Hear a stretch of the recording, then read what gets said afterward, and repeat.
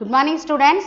8th standard இன்னைக்கு ஜியோகிராஃபில unit 4 human rights and UNO அதாவது மனித உரிமைகள் ஆணையம் அண்ட் ஐக்கிய சபை நாடுகளும் அது அந்த லெசனை பத்தி இன்னைக்கு நாம பார்க்க போறோம். இதுல என்ன சொல்லிருக்காங்க அப்படினா இன்ட்ரோடக்ஷன்ல எவரிபடி அதாவது எவரிபடி இஸ் born equal எல்லாரும் எப்படி தான் பிறந்தது எல்லாமே சமமா தான் ஒரே மாதிரி தான்.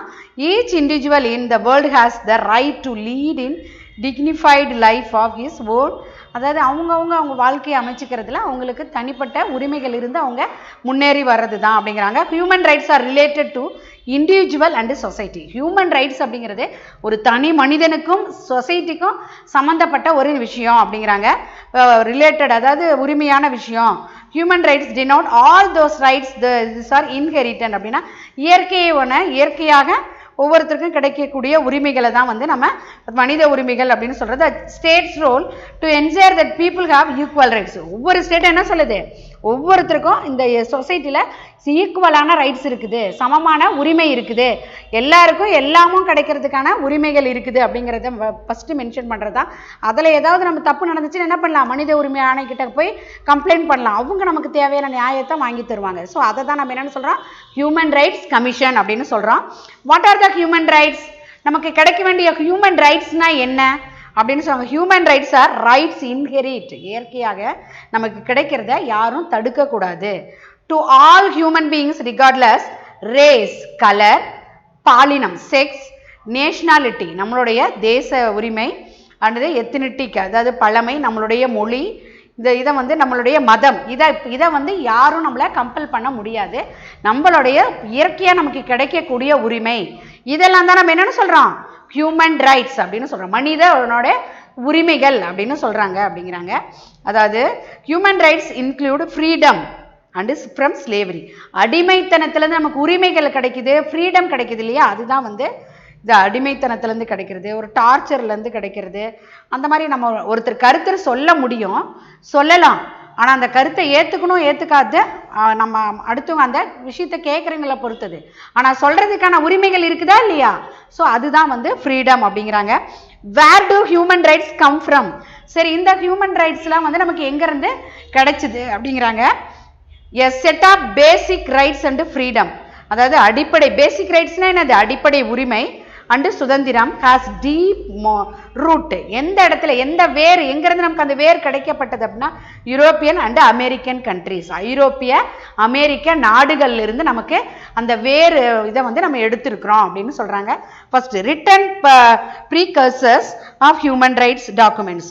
ரிட்டன் எழுதப்பட்ட டாக்குமெண்ட்ஸ்லாம் என்னென்ன, எழுதப்பட்ட டாக்குமெண்ட்ஸ்லாம் என்னென்ன அப்படின்னு கேட்குறாங்க. ஃபர்ஸ்ட் த மேக்னா கார்ட்டா ஆஃப் 1215. இது எங்க இருந்து எடுத்தது, அதாவது மேக்னா கார்ட்டா மகாசாசனம்னு அர்த்தம். இது எங்க இருந்து 1215ல இது எடுத்திருக்காங்க, இங்கிலாந்துல இருந்து. இது என்ன சொல்றாங்க அப்படின்னா பீப்புள் நியூ ரைட்ஸ், மக்களுக்கு புதிய உரிமைகள், and the king subject to the law. அதாவது அரசர் கூட என்ன பண்ணுவாராம், சட்டத்திற்கு உட்பட்டு தான் நடக்கணும். கிங்கா இருந்தாலுமே என்ன பண்ணோம், அரசர் அதாவது சட்டத்திற்கு கீழ்ப்படிது தான் அவரு இருக்கணும் அப்படிங்கிறது இந்த மேக்னா கார்ட்டா 1215ல கொண்டுட்டு வந்தது. இது எங்க இருந்து எடுத்திருக்காங்க, கேவ் இங்கிலாந்து அப்படிங்கிறாங்க. Next the petition of rights. அதெல்லாம் இங்க நான் ரைட் பண்ணல, பாயிண்டா நான் சொல்லிடுறேன். The petition of rights 1628. அதாவது உரிமை மனு அப்படின்னு அர்த்தம். பெட்டிஷன் ஆஃப் பில்லுனா, பெட்டிஷன் ஆஃப் ரைட்னா உரிமை மனு. இது எங்க இருந்து நம்ம எடுத்திருக்கோம் அப்படின்னா இங்கிலாந்துல இருந்து தான். 1628ல இருந்து set out the right of the people. அதாவது மக்களுடைய உரிமைகளுடைய தொகுப்பு அப்படின்னு சொல்லுவாங்க. என்னது, மக்கள் உரிமைகளுடைய தொகுப்பு. அடுத்தது the habeas corpus act. Habeas corpus act அதாவது இன் 1679. இதுவும் எங்க இருந்து தான் எடுத்திருக்காங்க, இங்கிலாந்துல தான் எடுத்திருக்காங்க. And act for the better securing liberty of the subject. அதாவது இது மக்களுக்கு பாதுகாப்பை கொடுக்கக்கூடிய சட்டம், பாதுகாப்பான சட்டம் அப்படிங்கிறாங்க. அதுதான் என்னன்னு அர்த்தம், பெட்டர் செக்யூரிங் லிபர்ட்டி. சுதந்திரத்தையும் தரணும், நமக்கு பாதுகாப்பையும் கொடுக்கக்கூடியதுதான் இந்த ஹேபியஸ் கார்பஸ் ஆக்ட் அப்படிங்கிறது. இது 1679 ஆக்ட், அதாவது இங்கிலாந்துல இருந்து அப்படிங்கிறாங்க. அடுத்தது the English bill of right of 1689. English bill அப்படின்னா அதாவது மசோதா அப்படின்னு சொல்லுவாங்க. அதை தான் நம்ம என்னன்னு சொல்லுவோம், பில் அப்படின்னு சொல்லுவோம்.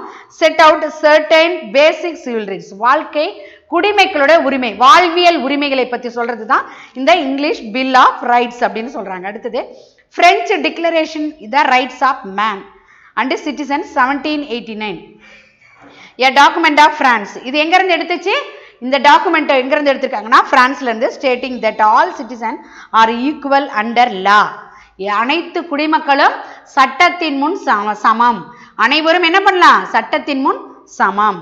அடுத்தது US constitution and bill of rights 1791, US constitution, US மசோதா வந்து என்ன சொல்லுது அப்படின்னா, safeguard the rights of the citizen, அதாவது மக்களின் உரிமைகள் பாதுகாக்கப்படுகிறது. மக்களின் உரிமைகள் எது எது எவ்வாறு பாதுகாக்கப்படுகிறதுங்கிற விஷயம் நம்ம எதுலேருந்து எடுத்திருக்கோம், US constitution bill of rights 1791 இருந்து. ஓகேவா, இது வரைக்கும் புரிஞ்சிருக்குன்னு நினைக்கிறேன். So next the birth of united nation, அதாவது ஐக்கிய நாடுகள் சபை எப்போது தோன்றியது, ஐநா சபைன்னு படிச்சிருக்கல, அந்த யுஎன்ஓ எப்ப ஆரம்பிக்கப்பட்டது. The idea of human rights emerged stronger, எந்த டைம்ல ஸ்ட்ராங் ஆனிச்சு, செகண்ட் வேர்ல்டு வார் அப்பதான். இந்த ஐக்கிய நாடுகள் சபை வந்து எங்க வந்து கொண்டு வந்தாங்க அப்படின்னா, this was played in a critical role in San Francisco meeting. San பிரான்சிஸ்கோங்கிற இடத்துல ஒரு மீட்டிங் நடந்தது. அந்த மீட்டிங்ல தான் ஃபர்ஸ்ட் இந்த ஐக்கிய நாடுகள் சபையை ஓபன் பண்றதுக்கான அனௌன்ஸை வெளியிட்டாங்க அப்படிங்கிறாங்க. அதான் என்னது, United nation charter was draft. எந்த டைம்ல பாஸ் பண்ணாங்க, 1945ல அப்படிங்கிறாங்க. அடுத்த ஸ்ட்ரக்சர் இன்டர்நேஷனல் பாடி யுனைடெட் நேஷன் ஆர்கனைசேஷன், இதை தான் நம்ம என்ன சொல்லுவோம், யுனைடெட் நேஷன் ஆர்கனைசேஷன். எப்ப ஸ்டார்ட் பண்ணாங்க, 1945ல அப்படிங்கிறாங்க. அடுத்தது இது வந்து which was established 24th October 1945, இது எப்ப எஸ்டாப்ளிஷ் பண்ணாங்களா, 24th October 1945ல. அடுத்தது the universal declaration of human rights, அதாவது யுனிவர்சல் டிக்ளரேஷன் UDHR அப்படின்னு அர்த்தம். One of the greatest achievement, இந்த யுனைடெட் நேஷனுடைய இம்பார்ட்டன்ட் அச்சீவ்மெண்ட் என்ன அப்படின்னா ஹியூமன் ரைட்ஸ் லா, பெண்களுக்கான ஒரு பெண்ணின் உரிமை சட்டம் அப்படிங்கிறதையும் கொண்டுட்டு வந்தாங்களா. இது யாரு கொண்டு வந்தாங்க அப்படின்னா, the UN established the Commission of Human Rights, the commission guided by Eleanor Roosevelt, அதாவது எலினர் ரூஸ்வெல்ட் அப்படிங்கிறவர், அதாவது ரூஸ்வெல்ட்டோட ஒய்ஃப் இதை வந்து ஹெட்டா இருந்து இதை வந்து இன்ட்ரடியூஸ் பண்ணியிருக்காங்க, கைடும் பண்ணிட்டு இருந்திருக்காங்க அப்படின்னு சொல்றாங்க. அது மட்டும் இல்ல, ஃபைனல் த யுனிவர்சல் டிக்ளரேஷன் இது வந்து adopted by the UN general assembly, அதாவது பொது சபை அப்படின்னு சொல்லுவாங்களே, அதுல தான் வந்து ஃபர்ஸ்ட் இதை இன்ட்ரடியூஸ் பண்றாங்க 1948ல. இது ஒரு மைல் ஸ்டோன் மாதிரி, இந்த ஹியூமன் ரைட்ஸ்ல ஒரு மைல் கல் அப்படின்னு சொல்லுவாங்கல்ல, அந்த மாதிரி இந்த உமனுக்கான சட்டம், உரிமை சட்டம் கொண்டு வந்தது இருந்தது அப்படிங்கிறாங்க. The UN general assembly in Paris France 10th டிசம்பர்ல தான் இதை வந்து வெளியிட்டிருக்காங்க. அதனால என்ன பண்ணியிருக்காங்க அப்படின்னா 10th டிசம்பரை எப்பவுமே நம்ம என்ன செலிப்ரேட் பண்றோம்னா ஹியூமன் ரைட்ஸ் டே அப்படின்னு சொல்றோம் அப்படிங்கிறாங்க. அதாவது 10th December is observed as the human rights day and its ரிசைடர் ரெகுலர் அப்சர்வன்ஸ். வருஷம் 10th டிசம்பரை ஹியூமன் ரைட்ஸ் டேவா நம்ம செலிப்ரேட் பண்றோம். அது மட்டும் இல்ல, இந்த அரசியலமைப்பு சட்டத்தை 185 நாடுகள் வந்து எழுதியிருக்காங்க. இது எத்தனை மொழிகள்ல டிரான்ஸ்லேட் பண்ணியிருக்காங்கன்னா 500 மொழிகள்ல டிரான்ஸ்லேட் பண்ணியிருக்காங்க அப்படிங்கிறாங்க. அடுத்தது சைரஸ் சிலிண்டர்னு ஒன்று பேரா கொடுத்துருக்காங்க 539ல. இது என்ன இந்த ஸ்டோரியில சொல்லுது அப்படின்னா, சைரஸ் த கிரேட், இவர் யார் அப்படின்னா ஒரு பெர்சியாவோட ஒரு கிங்கு. இவர் என்ன பண்றாரு, அடிமைகளா இருந்த எல்லாரையுமே வந்து ஃப்ரீ பண்ணி விட்டுறாரு, விடுதலை பண்ணிட்டு நீங்க என்ன மதத்தை வேணாலும் ஃபாலோ பண்ணலாம், நீங்க வந்து ஈக்குவாலிட்டியோட வாழணும் அப்படின்னு சொல்லிட்டு ஒரு இதை கொண்டு வராரு. அதுதான் வந்து சைரஸ். எந்த லாங்குவேஜ்ல அதை வெளியிட்டாரு அப்படின்னா, அதாவது அக்காடியன் லாங்குவேஜ், கியூனிஃபார்ம் ஸ்கிரிப்ட், அதாவது சுட்ட சுண்ணாம்புகள்லாம் சொல்லுவாங்களே, அதால எழுதப்பட்ட வடிவத்துல இருந்துச்சா. முதல்ல எழுதப்பட்ட ஒரு டிக்ளரேஷனா இதுதான் வந்தது அப்படிங்கிறாங்க. அதாவது யுனிவர்சல் டிக்ளரேஷன் ஹியூமன் ரைட்ஸ் அப்படிங்கிறாங்க. அது மட்டும் இல்ல, parallel the first 4 ஆர்டிகல்ஸும் வந்து இதை பத்தி தான் மென்ஷன் பண்ணியிருக்கோம். இந்த சைரஸ் ஆர்டிகல் பத்தி தான் வந்து மென்ஷன் பண்ணியிருக்கோம் அப்படிங்கிறாங்க. What are human rights are based, எதை பேஸ் பண்ணி இருக்குது, அதனோட வேல்யூ என்ன அப்படின்னு கேட்டிருக்காங்க. டிக்னிட்டி, ஃபர்ஸ்ட் என்ன சொல்லியிருக்காங்க, டிக்னிட்டி. ரெண்டாவது ஜஸ்டிஸ், மூணாவது லிபர்ட்டி, ஈக்குவாலிட்டி அப்படின்னு அர்த்தம். டிக்னிட்டி அப்படின்னா த ரைட் லைஃப், அதாவது இன்டெகிரிட்டி, எந்த தடையும் இல்லாமல் தொழிலையாக இருக்கட்டும் எல்லா விஷயத்திலையும் அவங்களுக்கு உரிமை கிடைக்கணும். ஜஸ்டிஸ் அப்படின்னா எந்த ஒரு பனிஷ்மெண்ட்டுக்காக இருக்கட்டும் நல்லதுக்காக இருக்கட்டும் அவங்களுக்கு கிடைக்க வேண்டிய நீதி கிடைக்கணும், பனிஷ்மெண்ட் கிடைக்க வேண்டியவங்களுக்கு பனிஷ்மெண்ட் கிடைக்கணும், அந்த மாதிரி சொல்லியிருக்காங்க. எல்லாருமே எந்த மொழியை வேணால் பேசலாம், எந்த மதத்தை வேணால் ஃபாலோ பண்ணலாம், அந்த மாதிரி இருக்கிறது தான் ஈக்குவாலிட்டி. அதுதான் வந்து அந்த 3 பாயிண்ட்ஸாக சொல்லியிருக்காங்க. பேசிக் கேரக்டர் என்னென்ன சொல்லியிருக்காங்க ஹியூமன் ரைட்ஸ்க்கு அப்படின்னா இன்ஹெரெண்ட் இயற்கையாக இருக்கக்கூடியது, ஃபண்டமெண்டல் அடிப்படை உரிமைகள், இன்எலினபிள் அதெல்லாம் நீங்கள் வந்து பாயிண்ட் மாதிரி குடிச்சிருக்காங்க படிச்சுக்கோங்க, இன்டிவைசிபிள், யூனிவர்சல், இன்டர்டிபெண்டன்ட் ஒருத்தர் ஒற்றுமையாக இருக்கிறது, இந்த மாதிரி விஷயத்தை தான் சொல்லியிருக்காங்க. Human rights day celebrated annually on 10th December. நம்ம அது ஆல்ரெடியே சொல்லிட்டோம். கைண்ட்ஸ் ஆஃப் ஹியூமன் ரைட்ஸ் என்னென்ன வகைகள் இருக்குது அப்படின்னா சிவில் ரைட்ஸ் அதாவது வாழ்வியல் உரிமைகள், பொலிட்டிக்கல் அரசியல் உரிமைகள், சமூக உரிமைகள், பொருளாதார உரிமைகள் அண்டு கலாச்சார உரிமைகள். இதெல்லாம் நம்ம எலாபரேட்டாக சொல்லணும்னு இல்லை. சிவில்னா நம்ம வாழ்க்கையில் நடக்கக்கூடிய தடைகள், நமக்கு கிடைக்காத உரிமைகள்லாம் நம்ம பெறணும் அப்படிங்கிறது தான் அந்த சிவில் ரைட்ஸு. பொலிட்டிக்கல் ரைட்ஸ்னா அரசியல்லேருந்து கவர்மெண்ட்லேருந்து நமக்கு கிடைக்கக்கூடிய உரிமைகளில் நமக்கு ஏதாவது தப்பு நடந்ததுன்னா அதை தட்டி கேட்கறது, நமக்கு கிடைக்க வேண்டிய உரிமையை நம்ம போராடி வாங்குறது, அதுதான். சமூகத்தில் நமக்கு ஏதாவது அநியாயம் நடக்குது, டிஸ்கிரிமினேஷன் நடக்குது, அதை நம்ம சொல்கிறது சோசியல். பொருளாதாரத்தில் விலைவாசி ஏற்றம், அதை இறக்கம், டாக்ஸ் அதிகமாக போகிறது, மனித வருமானம், இந்த மாதிரி அக்ரிகல்ச்சரில் வந்து என்னென்ன டெவலப் பண்ணணும், இந்த மாதிரி விஷயங்களை தான் வந்து சொல்கிறது. அடுத்தது கல்ச்சுரல், நம்ம கலாச்சாரத்தை எப்பவுமே வந்து நசுக்கிற மாதிரி எந்த ஒரு விஷயத்தையும் நம்ம ஆதரிக்க கூடாது. அப்படி இருந்தால் என்ன பண்ணலாம், நம்ம எதிர்த்து போராடி நம்ம கலாச்சாரத்தை நம்ம மீட்டெடுக்கலாம். இதுதான் வந்து கல்ச்சுரல் ரைட்ஸ். இங்கே கொடுத்துருக்காங்க ஹியூமன் ரைட்ஸ்னா என்ன, சிவில் ரைட்ஸ்னா என்னன்னு இந்த டேபிளர் காலம்ல கொடுத்துருக்காங்க, அதையும் பார்த்துக்கோ. நெக்ஸ்ட்டு ஹியூமன் ரைட்ஸ் கமிஷன்னா என்ன, அது எப்போ கொண்டு வந்தாங்க அப்படின்னா human rights commission national human rights commission அப்படின்னா NHRC அப்படின்னு அர்த்தம். இது 12th அக்டோபர்ல 1993ல கொண்டு வந்தாங்க. இந்த கமிஷன் எப்போ கொண்டு வந்தாங்க 1993 12th அக்டோபர்ல. இதனுடைய ஹெட் குவார்ட்டர்ஸ் எங்க இருக்கு, டெல்லியில இருக்கு அப்படிங்கிறாங்க. இதில் வந்து நிறைய சேர்பர்சன் இருக்கிறாங்க, அதர் மெம்பர்ஸும் இருப்பாங்க. பிரசிடென்ட் தான் வந்து இந்த சேர்பர்சன்லாம் வந்து அப்பாயிண்ட் பண்ணுவாங்க. ஒவ்வொருத்தருக்கும் டைம் எவ்வளோ, term of the period 5 year, இல்லைனா 70 வயசு வரைக்கும் அவங்க அதில் ரூல் பண்ணலாம் அப்படிங்கிறாங்க. சேர்பர்சனாக ஒர்க் பண்ணலாம். முன்னாடி 5 வருஷம் முடிஞ்சாலும் அவங்க வெளியில் வந்துடணும், இல்லைனா 70 வயசு ஆகிற போது 5 வருஷம் ஆகலைனாலும் என்ன பண்ணலாம், அவங்க அந்த சேர்பர்சன் அந்த மெம்பர்ஷிப்லேருந்து அவங்க வெளியில் வந்துடணும். இந்த ஹியூமன் ரைட்ஸ் கமிஷனில் இதை வந்து 5 டிவிஷனாக பிரிச்சிருக்காங்க. ஒன்று law division, investigation division and policy research program division, training division, administrative division, டிஃப்ரெண்ட்டாக இந்த ஹியூமன் ரைட்ஸ் கமிஷனை பிரிச்சிருக்காங்க. ஸ்டேட்டுக்கு எப்போ வந்து உரிமை வழங்கப்பட்டது, இப்போ சென்ட்ரலாக பொதுவாக வந்து ரைட்ஸ் கமிஷன் ஆரம்பித்தாங்க. ஒவ்வொரு ஸ்டேட்லையும் எப்போ கொண்டு வந்தாங்க அப்படின்னா தமிழ்நாட்டில் ஃபர்ஸ்ட் ஆரம்பிச்சது எப்படின்னா 17th ஏப்ரல். முதல்ல எல்லா இடத்துலையும் எப்போ ஆரம்பிச்சாங்க 12th அக்டோபர் நான் சொன்னேன். ஆனால் தமிழ்நாட்டில் 17th ஏப்ரல் 1997 தான் என்ன வந்தது, ஹியூமன் ரைட்ஸ் கமிஷன் வந்தது. மாநில மனித உரிமை ஆணையம் அப்படின்னு பேரு. இதுக்கும் வந்து 3 பேர் தான் இருப்பாங்க, அது இன்க்ளூடிங் சேர்பர்சனோட சேர்த்து 3 மெம்பர்ஸ் தான் இருப்பாங்க. அதே மாதிரி தான் எல்லா பிரச்சனையும் இவங்க ஒவ்வொரு ஸ்டேட்லையும் இவங்க சால்வ் பண்ணுறாங்க அப்படிங்கிறாங்க. அந்த சேர்பர்சனுக்கு என்னென்ன ரைட்ஸ் இருக்கணும், என்னென்ன குவாலிஃபிகேஷன் இருக்கணும், எத்தனை 5 மெம்பர்ஸ்க்கு வந்து என்னென்ன டிவிஷன் எங்கே ஒர்க் பண்ணியிருக்கணுங்கிறது இந்த டேப்லர் காலமில் சொல்லியிருக்காங்க, பார்த்துக்குங்க. Next human rights organisation. என்னென்ன ஆர்கனைசேஷன் இருக்கு அப்படின்னா ஹியூமன் ரைட்ஸ் அது many organisation around the world. என்னென்ன அப்படின்னா த நான் கவர்மெண்ட் ஆர்கனைசேஷன், இது எல்லாமே அதாவது international children's defence fund, human rights watch, இந்த மாதிரி 3 விதமான ஆர்கனைசேஷன் இருக்கு.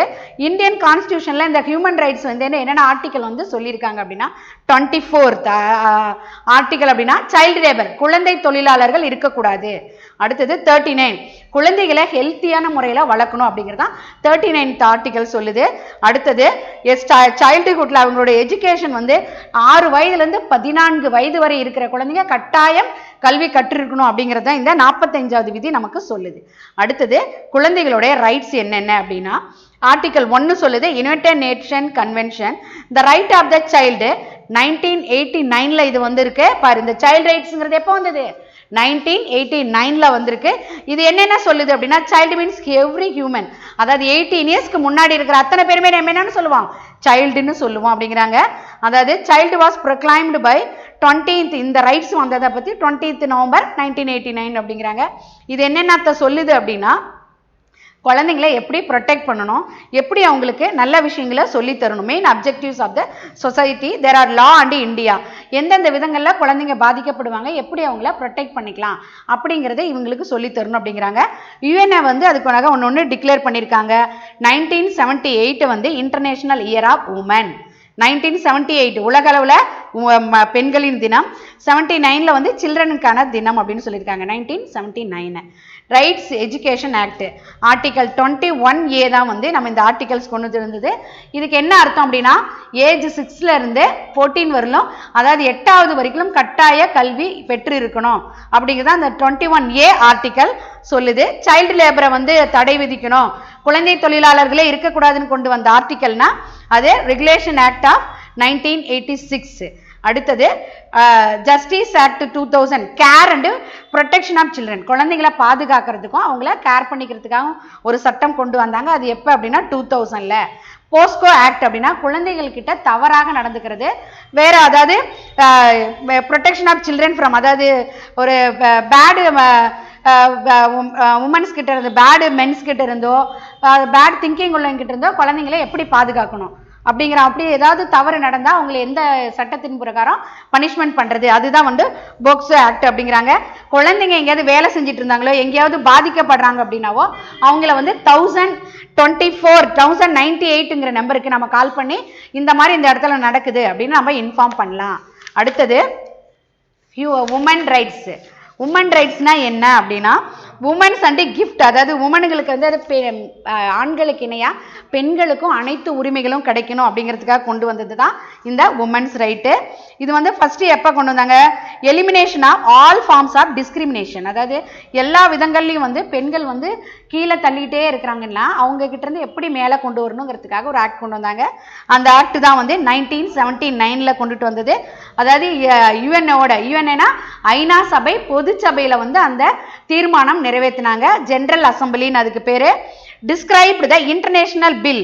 பில்லுன்னா என்னன்னு சொன்னேன், மசோதா நிறைவேற்றினாங்க. ரைட்ஸ் ஃபார் உமன், பெண்களுக்கான உரிமை அப்படிங்கிற ஒன்றை பாஸ் பண்ணாங்க. இதுல இருந்து 1995 த ஃபோர்த் வேர்ல்டு கான்ஃபரன்ஸ்ல இது முதல்ல வந்து கொண்டுட்டு வந்தாங்க, வெளியிட்டாங்க அப்படிங்கிறாங்க. The united nation development fund women, அதாவது யூனிஃபார்ம் அப்படின்னு அர்த்தம்.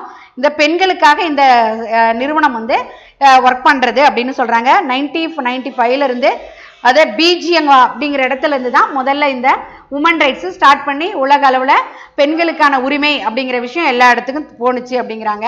அடுத்தது முதியோர்களை பாதுகாக்கிறதுக்காக ஒரு சட்டம் கொண்டு வந்தாங்க. அது எப்போ அப்படின்னா 2007ல், அதாவது அவங்களுடைய சொத்துக்கள் மேலே மட்டும் உரிமையில் அவங்களுடைய வாரிசுகளுக்கு சொத்துல எப்படி உரிமை இருக்கோ அதே மாதிரி பேரண்ட்டை நம்ம கேர் பண்ணி பார்த்துக்கிறதும் அவங்களுடைய உரிமை அப்படிங்கிற மாதிரி, அதில் அவங்கள பராமரிக்காமல் இருந்தால் அவங்கள பனிஷ் பண்ணவும் முடியும் அப்படிங்கிற மாதிரி ஒரு ஆக்ட் பாஸ் பண்ணாங்க. அது எந்த இயர் அப்படின்னா 2007.